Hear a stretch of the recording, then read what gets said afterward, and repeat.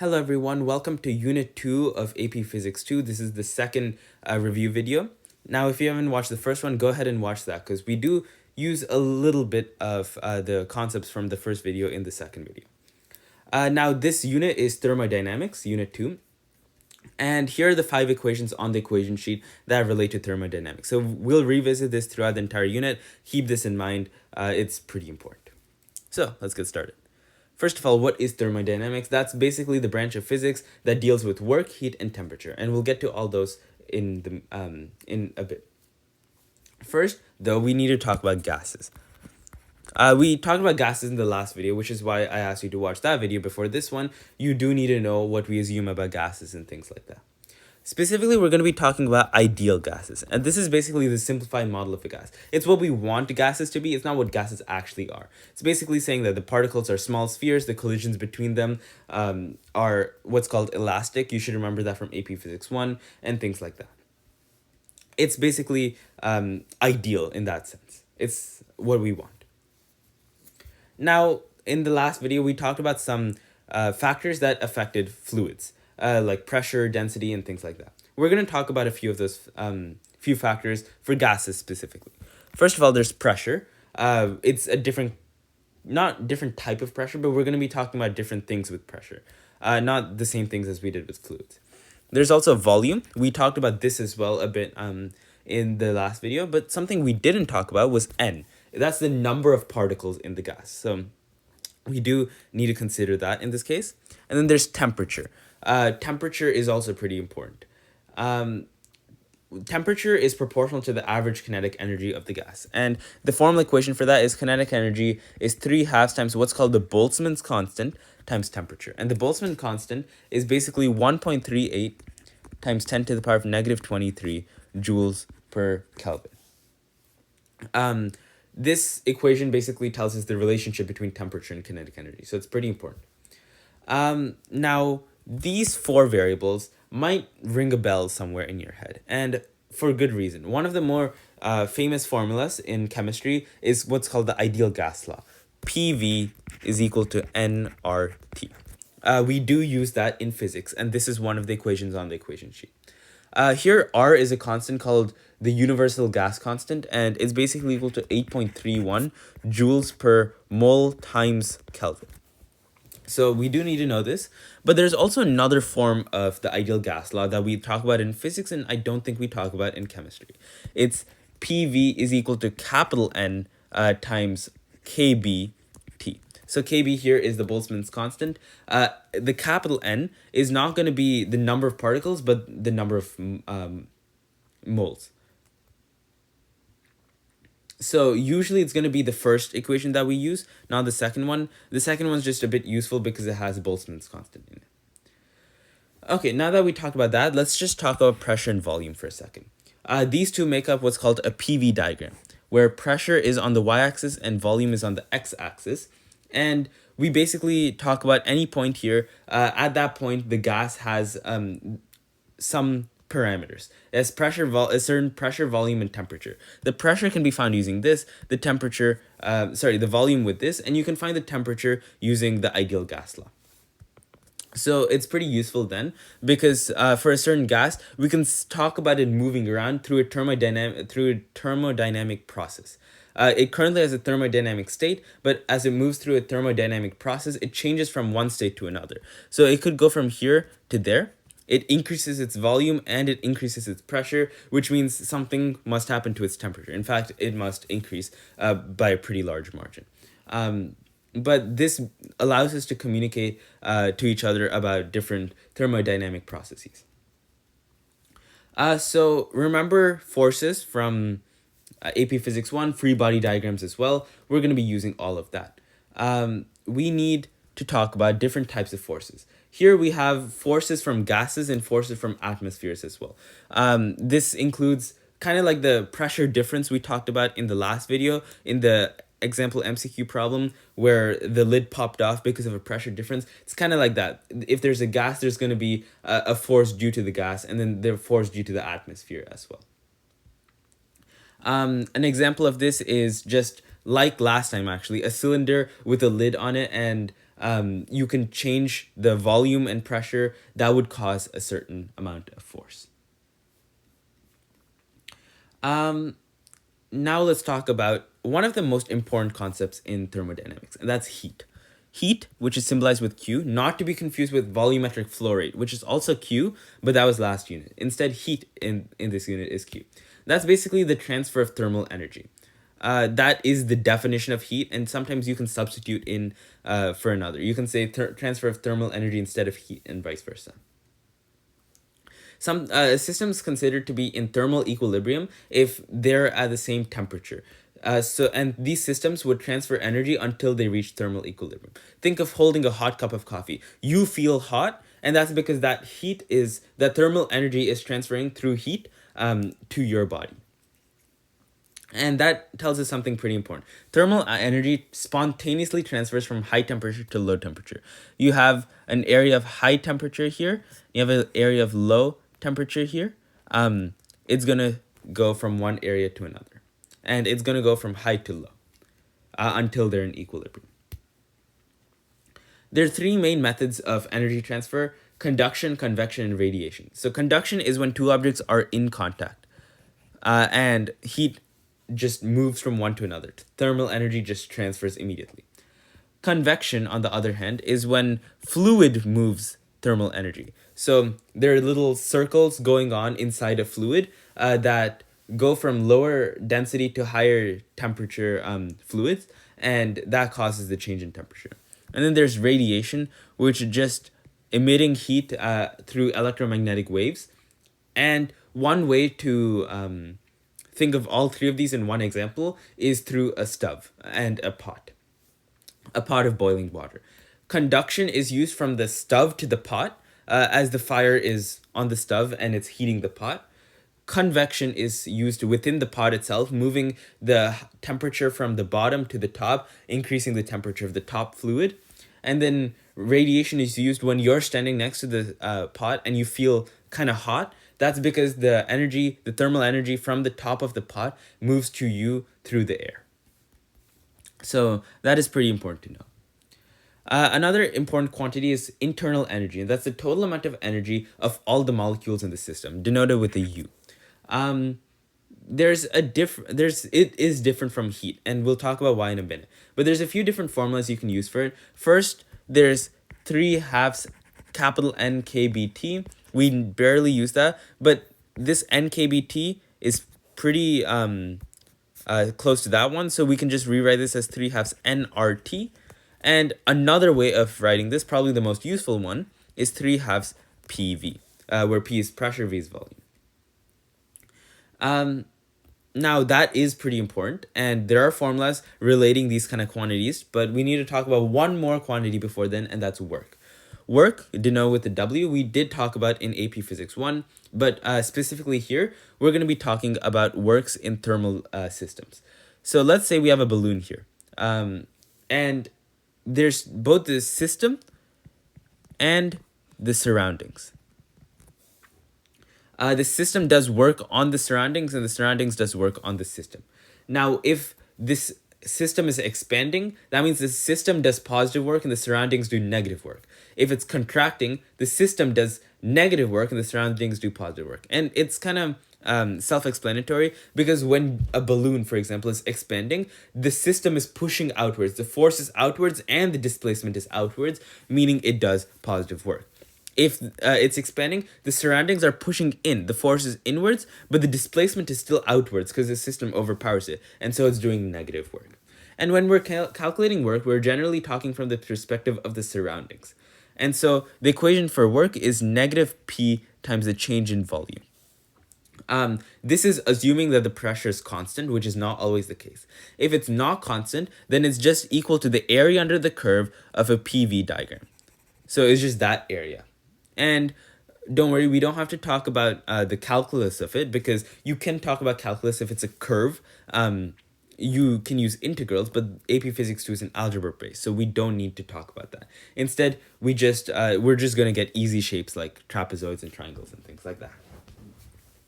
So the first law of thermodynamics relates internal energy, heat, and work by saying that the change in internal energy is going to be Q plus W. It's very important. It says that the change in internal energy can occur either due to a thermal energy transfer, aka heat, or work done.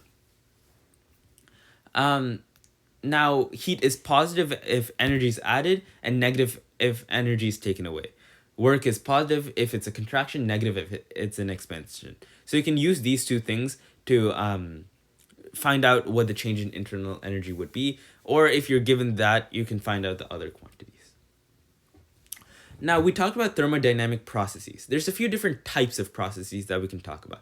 First one's isothermal, which means there's no change in a temperature. And this occurs if the PV diagram is perfectly inverse. So you have something that looks like that. This is isothermal. I'm just going to call it isothermal for no change in temperature. This is because the PV changes such that T is constant. So P times V is going to be constant, which is why it's an inverse relationship. Then there's isovolumetric processes. And that's when the volume is constant. There's no change in volume. So the PV diagram is just a vertical line. So an example would be a rigid container, a locked piston, things like that. For isothermal, it would be something like it's a phase change, which means there's no change in temperature, a very slow transfer, or things like that. There's also isobaric processes, which is no change in pressure. And that happens if the PV diagram is a constant line, just a horizontal line, and it usually just goes outright and says constant pressure. And there's an important equation. If it's isobaric, if and only if it's isobaric, then heat is equal to 5/2 times P delta V. The reason why is because you can use these equations that we've learned so far to derive it. And finally, there's an adiabatic process, which means there's no thermal energy transfer. And so this is usually done as a rapid process, highly insulated, no heat, etc. And if there's no heat, that means the change in internal energy is equal to the work. And this is occurs when the PV diagram is steeper than an isothermic. So it's not quite inverse, it's more steeper than that. And this is adiabatic. And final thing to talk about with PV diagrams is cycles. A cycle is a combination of processes that return to the original thermodynamic state. So you can start at A, go to B, then go down to C, and then cycle back to A. And this would be a cycle. So the initial and final conditions must be the same, which means that the change in internal energy is 0. The work done is just going to be the area inside this, because everything underneath it gets canceled out by the other values in the cycle. And if it's a counterclockwise cycle, it's positive work. If it's clockwise, it's negative. So this is clockwise, meaning it's going to be negative work. And you can just calculate that work by calculating the area under between the curves. We talked about ideal gases and how it's an elastic collision. But there are also inelastic collisions. Inelastic is when momentum is conserved, but kinetic energy is not. And this occurs in a real gas. So this can involve molecules sticking to each other. And we do have to consider that in the real world. Maybe not on the AP Physics 2 exam, but it's good to know how to solve these problems. You should remember this from AP Physics 1. If not, go back and review that, because we do need to talk about momentum and collisions in AP Physics 2. And final few concepts, thermal conductivity is basically the ability to transfer thermal energy of a certain material. It's given a variable kappa. And this rate of thermal energy transfer is an important quantity. It's also just not given a symbol, just Q over T, because it's heat over time. And this depends on a few different quantities. Fourier's law says that this Q over T is equal to kappa times the area times delta T, the change in pressure, over length. And these two quantities are equal to each other. And finally, a few more laws of thermodynamics. The 0th law says that the thermal equilibrium is a transitive property. And so when A and B are in thermal equilibrium with each other and B and C are in thermal equilibrium with each other, that means A and C are in thermal equilibrium with each other. And then the second law of thermodynamics says that the amount of disorder in a system never decreases. So this is given by entropy, the variable S. That's the amount of disorder in a system. This is because thermal energy spontaneously moves from high to low energy, high to low temperature. We talked about that a bit before. It says that entropy always increases in a system. Okay, that was our content review. It was pretty long, but now it's time to go to our practice. So first, here we're given a PV diagram. Nice.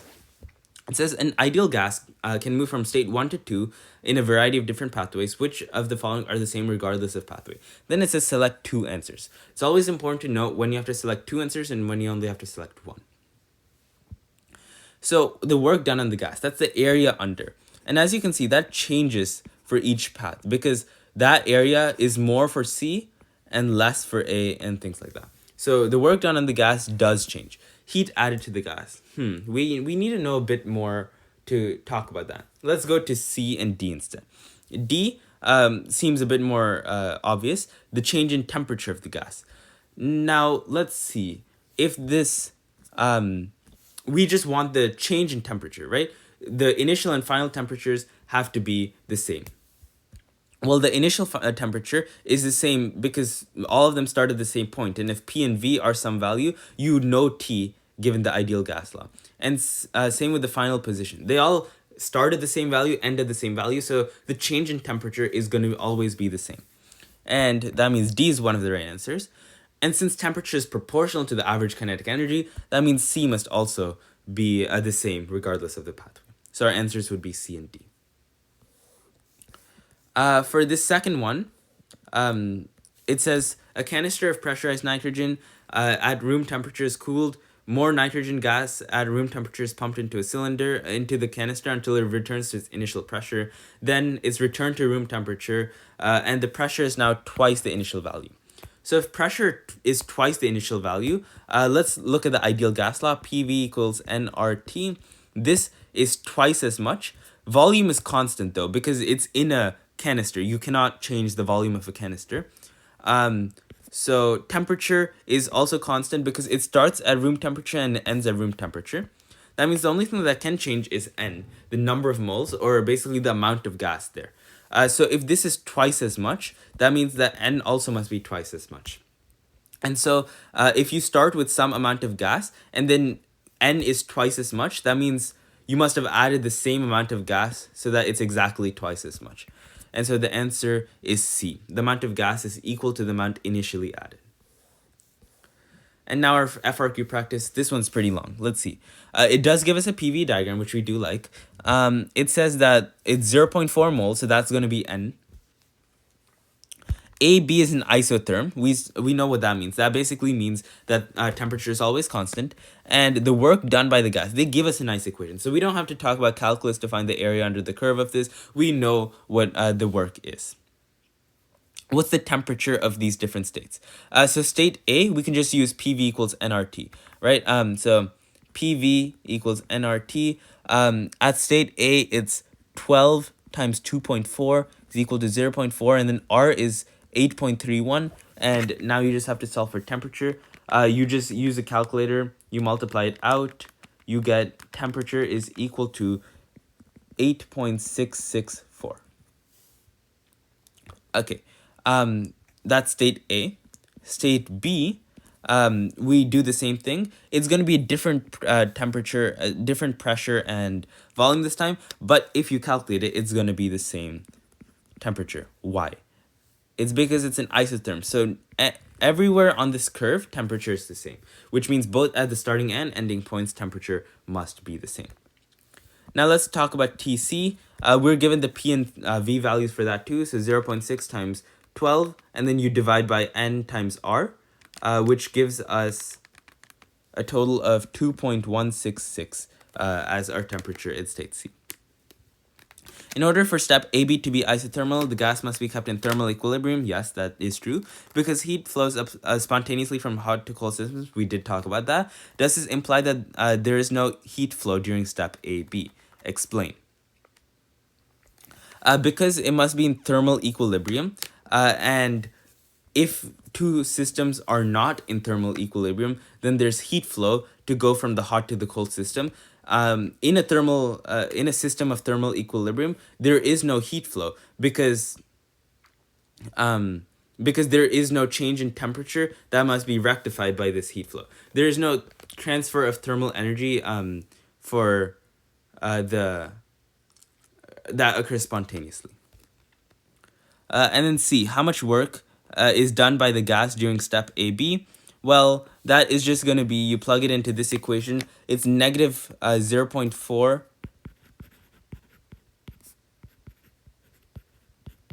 Right, negative 0.4 times R, which is 0.31, times temperature. Now, temperature is constant, so we can just use the 8.644 value, and, 664, and now you multiply it by the natural log of volume of B over volume of A. Volume of B is 48, volume of A is 12, so you calculate that, you're going to get negative 39.925 joules of work.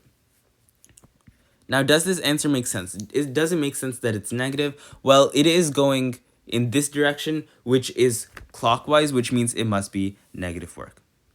And the total work done over the cycle, well, that's going to be this entire area, which we just calculated, minus this rectangle. Since it has to be the area inside this figure, you just use this area, and then you subtract the rectangle that we made.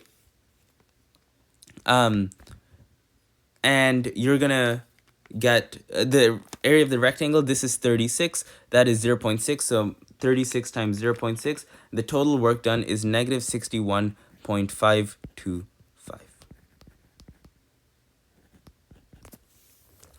And that would be your answer. So that is it for this video. This is the second review video, and look out for the third review video, which is about electric force, field, and potential. So see you next time.